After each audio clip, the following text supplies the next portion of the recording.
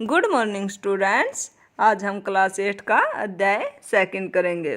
Last class में हम first chapter ध्वनि कंप्लीट कर चुके हैं। आई होप आपने उसे अच्छे से समझ लिया होगा और उसके क्वेश्चन आंसर अपनी कॉपी में नोट डाउन कर लिए होंगे। यदि आपने वो क्लास नहीं देखे तो यहाँ आइकन पर क्लिक करके पहले फर्स्ट चैप्टर कंप्लीट कर लीजिए। स्टूडेंट्स, हमारा अध्याय सेकंड है लाख की चूड़ियाँ।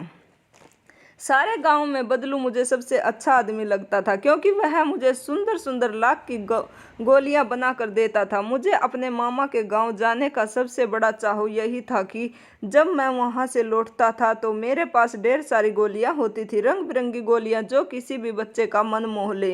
वैसे तो मेरे मामा के गांव का होने के कारण मुझे बदलू को बदलू मामा कहना चाहिए, परंतु मैं उसे बदलू मामा न कहकर बदलू काका कहा करता था, जैसा कि गांव के सभी बच्चे उसे कहा करते थे। बदलू का मकान कुछ ऊंचे पर बना था। मकान के सामने बड़ा सा सहन था जिसमें एक पुराना नीम का पेड़ लगा था।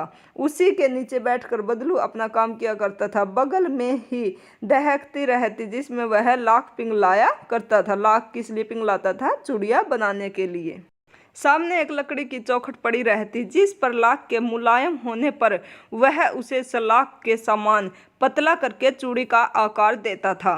पास में 4-6 विभिन्न आकार की बेलनुमा मुगेरियां रखी रहती थी। 4-6 माइंस मतलब उसको चूड़ियों का आकार देने के लिए, जो आगे से कुछ पतली और पीछे से मोटी होती थी। लाख की चूड़ी का आकार देखकर वह उन्हें मुगेरियों पर चढ़ाकर गोल और चिकना बनाता और तब एक एक कर पूरे हाथ की चूड़ियाँ बना चुकने के पश्चात वह उन पर रंग करता था। बदलू का यह कार्य सदा ही एक मोजिए पर बैठकर किया करता था, जो बहुत ही पुरानी थी। जो उसकी बैठने की जगह थी, मतलब पिड्डा वगैरह, वह बहुत ही पुराना था। बगल में ही उसका हुक्का रहता था जिसे वह बीच बीच में पीता रहता था। ये हुक्का आप यहाँ पे देख सकते हो। गांव में मेरा दोपहर का समय अधिकतर बदलू के पास बीतता। वह मुझे लल्ला कहा करता था। लल्ला मीन्स बेटा कहा करता था और मेरे पहुंचते ही मेरे लिए तुरंत एक मजिया मंगा देता था बैठने के लिए, जो अब हम चेयर वगैरह बोलते हैं उसे मजिया कहते थे। मजिया मंगा देता था। मैं घंटों बैठे बैठे उसे इस प्रकार चूड़ियाँ बनाते देखता रहता। लगभग रोज ही वह 4-6 जोड़े चूड़ियाँ बनाता था। पूरा जोड़ा बना लेने पर वह उसे बेलन पर चढ़ाकर कुछ क्षण चुपचाप देखता रहता, मानो वह बेलन न होकर किसी नववधु की कलाई हो।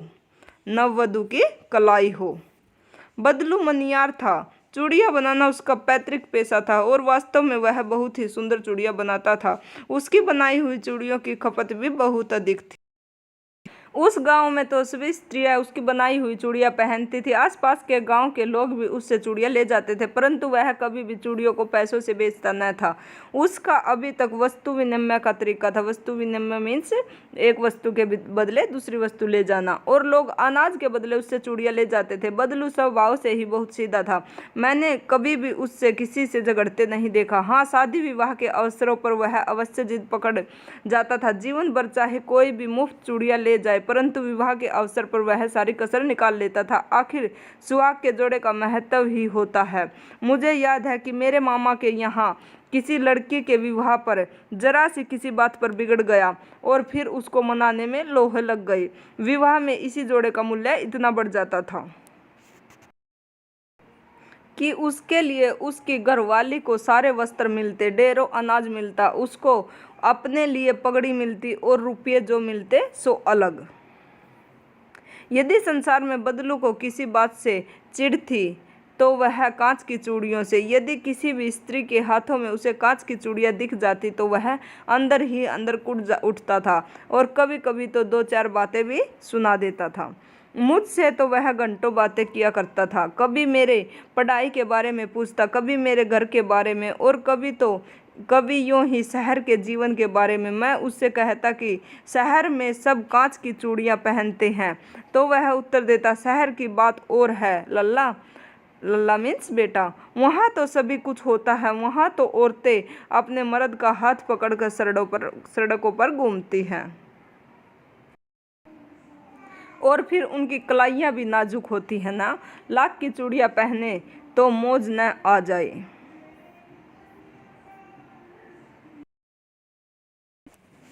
कभी कभी बदलू मेरी अच्छी खासी खातिर किया करता था।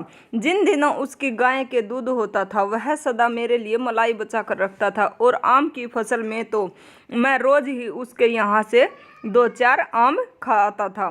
परंतु इन सब बातों के अतिरिक्त जिस कारण वह मुझे अच्छा लगता वह यह थी कि लगभग रोज ही वह मेरे लिए 1-2 गोलियां बना देता था।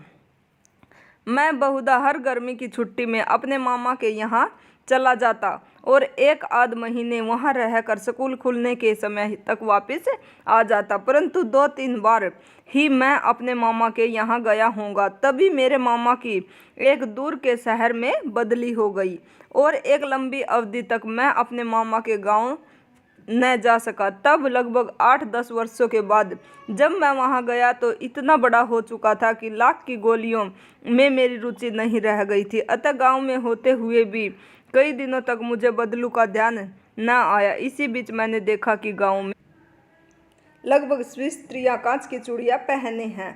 विरले ही हाथों में मैंने लाख की चूड़ियां देखी। तब एक समय सहसा मुझे बदलू का ध्यान हो आया। बात यह हुई कि बरसात में मेरे मामा की छोटी लड़की आंगन में फिसल कर गिर पड़ी और उसके हाथ की कांच की चूड़ी टूटकर उसकी कलाई में घुस गई। उससे खून बहने लगा। मेरे मामा उस समय घर पर न थे। मुझे ही उसकी मरहम पट्टी करनी पड़ी। तभी सहसा मुझे बदलू का ध्यान हो आया और मैंने सोचा कि उससे मिल आऊं। अतः शाम को मैं घूमते उससे घर चला गया। बदलू वहीं चबूतरे पर नीम के नीचे एक खाट पर लेटा हुआ था। नमस्ते बदलू काका, मैंने कहा। नमस्ते भैया, उसने मेरे नमस्ते का उत्तर दिया और उठकर खाट पर बैठा। परंतु उसने मुझे पहचाना नहीं और देर तक मेरी ओर निहारता रहा। मैं हूँ जनार्दन काका। जनार्दन उस मनियार का नाम था। आपके पास से गोलियां बनवा कर ले जाता था। मैंने अपना परिचय दिया। बदलू फिर भी चुप रहा, मानो वह अपने स्मृति पटल पर अतीत के चित्र उतार रहा है। और तब वह एकदम बोल उठा, आओ आओ लल्ला, बैठो। बहुत दिन बाद गांव आए? हाँ, इधर आना नहीं हो सका काका, मैंने चारपाई पर बैठते हुए उत्तर दिया। कुछ देर फिर शांति रही। मैंने इधर उधर दृष्टि दौड़ाई, न तो मुझे उसकी मोचिया ही नजर आई। और आजकल काम नहीं करते हैं काका, मैंने पूछा। नहीं लल्ला, काम तो कई साल से बंद है। मेरी बनाई हुई चूड़ियाँ कोई पूछे तब तो गांव गांव में कांच का प्रचार हो गया है। वह कुछ देर चुप रहा, फिर बोला, मशीन युग है ना यह लल्ला, आजकल सब काम मशीन से होता है। खेत भी मशीन से जोते जाते हैं और फिर जो सुंदरता कांच की चूड़ियों में होती है लाख में कहाँ संभव है। लेकिन कांच बड़ा खतरनाक होता है, बड़ी जल्दी टूट जाता है। मैंने कहा, नाजुक तो फिर होता ही है लल्ला। कहते कहते उसे खांसी आ गई और वह देर तक खांसता रहा। मुझे लगा उसे दमा है। अवस्था के साथ साथ उसका शरीर ढल चुका है। उसके हाथों पर और माथे पर नसें उभर गई थी। जाने कैसे उसने मेरी शंका बाप ली और बोला, दमा नहीं है मुझे, फसली खांसी है। यही 1-2 महीने से आ रही है। 10-15 दिन में ठीक हो जाऊंगा। मैं चुप रहा। मुझे लगा उसके अंदर कोई बहुत बड़ी व्यथा छिपी है। मैं देर तक सोचता रहा कि इस मशीन युग में ने कितने हाथ काट दिए। कुछ देर फिर शांति रही, जो मुझे अच्छा नहीं लगी। आम की फसल अब कैसी है काका? कुछ देर पश्चात मैंने बात का विषय बदलते हुए पूछा। अच्छी है लल्ला, बहुत अच्छी है, उसने लहक लहक कर उत्तर दिया और अंदर अपनी बेटी को आवाज दी। अरे रज्जो, लल्ला के लिए आम तो ले आ। फिर मेरी ओर मुखातिब होकर बोला, माफ करना लल्ला, तुम्हें आम खिलाना भूल गया था। नहीं नहीं काका, आम तो इस साल बहुत खाए। वाह वाह, बिना आम खिलाए कैसे जाने दूंगा तुमको। मैं चुप हो गया। मुझे वे दिन याद हो आए जब वह मेरे लिए मलाई बचा कर रखता था। गाय तो अच्छी है ना काका, मैंने पूछा। गाय कहाँ है लल्ला, 2 साल हुए बेच दी, कहाँ से खिलाता। इतने में रज्जो, उसकी बेटी अंदर से एक डलिया में ढेर से आम ले आई। यह तो बहुत है काका, इतने कहाँ खा पाऊंगा, मैंने कहा। वह हंस पड़ा। शहरी ठहरे ना, मैं तुम्हारी उम्र का था तो इससे चुगुने आम एक वक्त में खा जाता था, एक समय में खा जाता था। आप लोगों की बात और है, मैंने उत्तर दिया। अच्छा बेटी, लल्ला को 4-5 आम छाट कर दो, सिंदूरी वाले देना। देखो लल्ला कैसे हैं, इसी साल यह पेड़ तैयार हुआ है। रज्जो ने 4-5 आम अंजुली में लेकर, अंजुली मीन्स आंजले में लेकर मेरी ओर बढ़ा दिए। आम लेने के लिए मैंने हाथ बढ़ाया तो मेरी निगाह एक क्षण के लिए उसके हाथों पर ठिठक गई। गोरी गोरी कलाइयों पर लाख की चूड़ियां बहुत ही फब रही थी।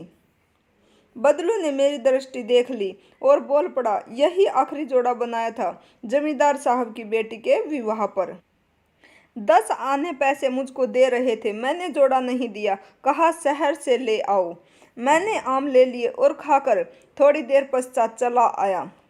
मुझे प्रसन्नता हुई कि बदलू ने हार कर भी हार नहीं मानी। उसका व्यक्तित्व कांच की चूड़ियों जैसा न था कि आसानी से टूट जाए, जैसे कांच की चूड़ियाँ आसानी से टूट जाती हैं।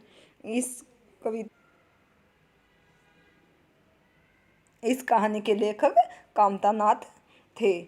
उन्होंने यहाँ पर लाख की चूड़ियों का महत्व बताया है। स्टूडेंट्स, नेक्स्ट क्लास में हम इसके क्वेश्चन आंसर करेंगे। Okay students, thank you, have a nice day.